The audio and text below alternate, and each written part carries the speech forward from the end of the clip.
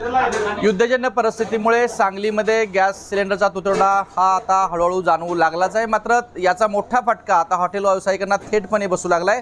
कारण आता हॉटेल मध्ये जर आपण पाहिलं किचनमध्ये तर आता सिलेंडरची जागा या ठिकाणी कोळसा शेगडीनं घेतलेली दिसून येते। आज पहिला दिवस आहे ज्या ठिकाणी अनेक हॉटेलमध्ये अशा पद्धतीनं ज्या ठिकाणी पंजाबी पद्धतीचं जेवण म्हणजे आज हॉटेलमध्ये चहा मिळत नाही आहे, चायनीज पदार्थ आहेत ते मिळत नाही आहेत, फक्त पंजाबी पद्धतीचं जेवण जे डोसाही बंद आहे काही दिवसापासून। फक्त या गॅस कोळसा शेगडीवरती जे बनवले जातील पदार्थ तेच पदार्थ सध्या हॉटेलमध्ये भेटत आहेत।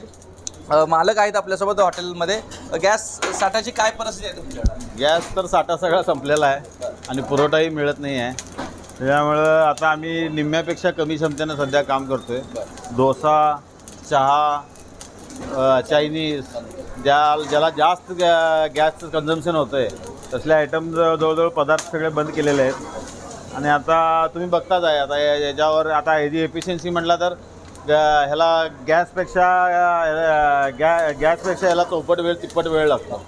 शिस्तीत काम चालू आहे। पूर्वी गरम थोडं करून देत होतो आम्ही पदार्थ, आता जरा बनवून ठेवण्यातच आणि ग्राहक पण आमची अडचण समजून जरा थंड असलं तरी ॲडजस्ट करून घेत आहेत।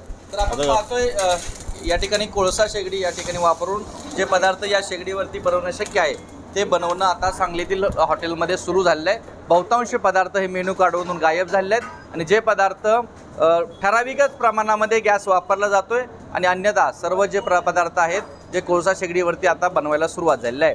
कॅमेरा पर्सन योगेश सोबत कुलदीप माने, एबीपी माझा, सांगली। एबीपी माझा, उघडा डोळे बघा नीट।